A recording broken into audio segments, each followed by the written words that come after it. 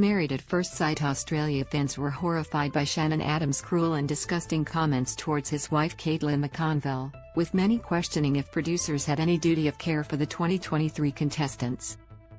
During the February 14 episode, the TV groom made shocking comments about her appearance, which left Caitlin in tears. Shannon told Caitlin she was a good-looking girl, but not in his eyes after they attempted one of the Intimacy Week tasks. "I was hoping we do find a connection. But that physical attraction, I don't know if it's there. I know I've been told to step up and try. I don't want to be cuddling up to someone when I don't want to," Shannon said.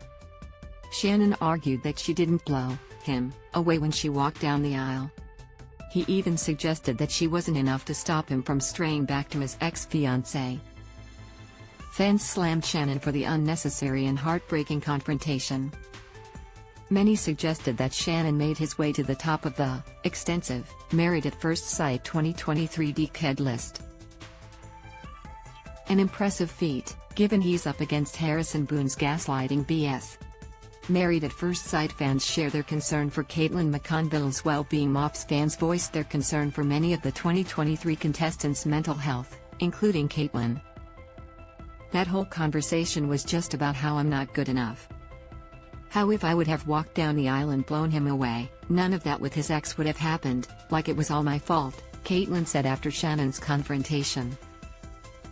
Viewers question whether producers had any duty of care for the participants by putting them with toxic and emotionally abusive partners. They pointed out that the nature of the experiment, including the rules around the stay or leave cards for each commitment ceremony, forced the women to forgive abusive actions and ignore red flags around problematic behavior. MOFS fans praise Caitlin McConville for standing up for herself after Shannon Adams' cruel comments. Caitlin quickly became a Married at First Sight fan favorite after putting Shannon in his place, calling him out for his degrading comments and problematic expectations. She reminded him that she came into the experiment ready to accept anyone for exactly as they are, but he clearly wasn't ready to do the same. "This is my defending myself because I deserve to be defended, because I deserve to love myself, and I deserve to sit here and say I'm beautiful, whether you think it or not," Caitlin said. She added, "You need to respect me, I'm a brilliant person, and it is a privilege to be in the experiment with me." After receiving a childish sigh from Shannon in response, Caitlin held her head high as she packed her bags and walked out. Want even more goss?